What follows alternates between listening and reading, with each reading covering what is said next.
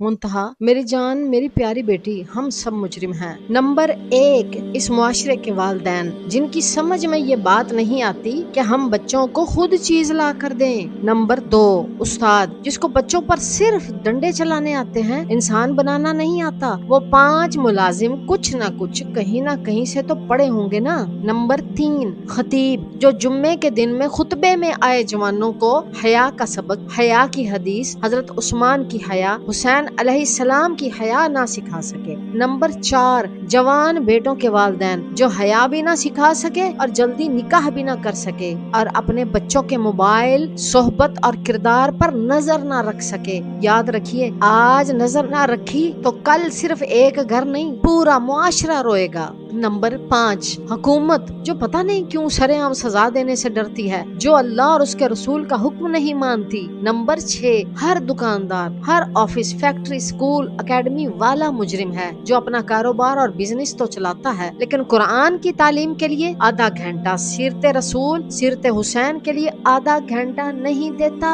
जिसका रिजल्ट सबके सामने है। कान खोल के सुन ले, ये रिजल्ट कोई पहला या आखिरी रिजल्ट नहीं है। नंबर 7, पूरा मुआशरा मुजरिम है जिसने सस्ती शादी, सस्ते निकाह को नामुमकिन बना दिया और सोशल मीडिया से फ्री छुप के गुनाह करने की ट्रेनिंग को आसान कर दिया, जो स्टेटस और पैसों के पीछे दौड़ रहा है, जो चमक दमक शक्ल मकान देखकर शादी करता है और बदले में मेरी मुंतहा उधेड़ के रख दी गई। माफ करना प्यारी बेटी, बड़ों की गलतियों की सजा एक नन्ही जान को मिल गई। नंबर 8, और सबसे बड़ा मुजरिम ये मोबाइल है जिस पर हुकूमत वाले, कैमरा वाले पाबंदी नहीं लगा सके। हर म्यूजिक पर, बरहना खातून पर, हर फिल्म, हर मूवी, हर ड्रामा के ऊपर सख्त पाबंदी लगाई जाए। मैं अप्रिशिएट करती हूँ ईरान को, जहाँ ड्रामे में काम करने वाली खवातीन सर से पांव तक ढांपे होती हैं। सलाम हो तुम पर ऐ ईरान, सलाम हो तुम्हारी हया पर। दूसरी तरफ जब सरगोदा में पूरे गांव ने उस